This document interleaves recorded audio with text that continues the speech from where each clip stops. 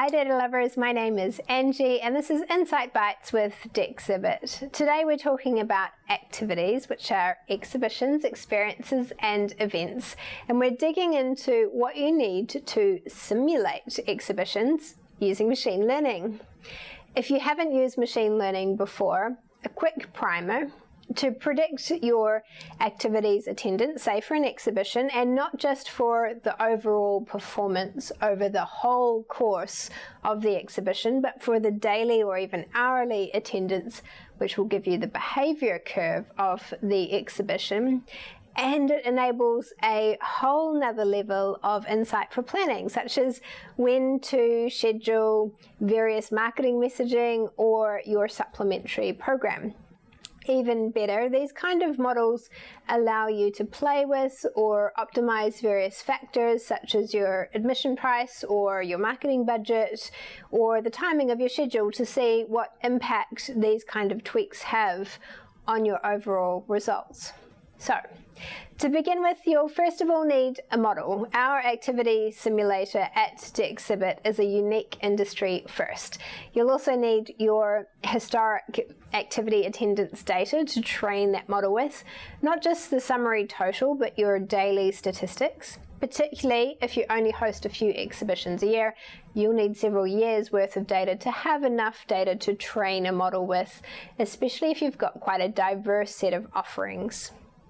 For each of your exhibitions or equivalents, you'll need its metadata too, which includes things like the start and end of your program, your ticket price, which to keep things simple can just be your adult general admission price, the space that you had your exhibition in, if you hold your exhibitions in different galleries or if you move the entry from a different point from the main entrance. You'll need your advertising spend, not including any creative costs, and you'll need the category of the exhibition. This could be a standard way that you categorize your activities that are specific to your venue.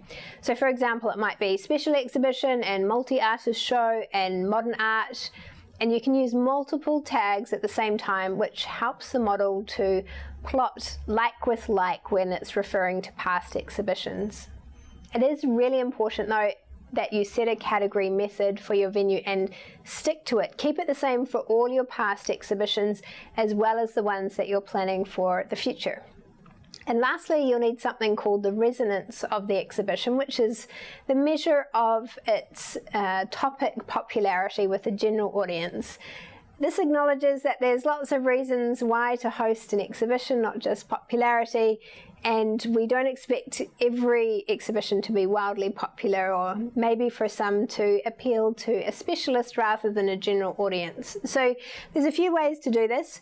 You could use your exhibition's Google search popularity. You could use that of Wikipedia. You might conduct a market survey of your own or use a focus group to establish that measure.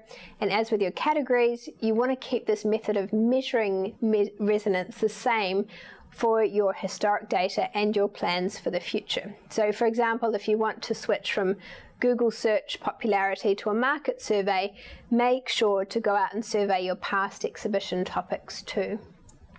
Now you might want to also note any other aspects that impacted your past exhibitions, such as any closures or restrictions, whether they took place prior to a big redevelopment or the level of complimentary passes that you might have issued. Now you'll also need the same metadata for the exhibition that you want to simulate. So it's dates, price, location, ad spend, category, resonance and any special considerations. And given that you are simulating rather than forecasting, you might want to consider multiple options too. Or you can just hands off and ask the model to optimize for attendance or for revenue or another factor. One note though, your model can only predict what it has experienced in the past. So, for example, if you've always priced exhibitions at exactly the same rate, it won't be able to use price as a factor.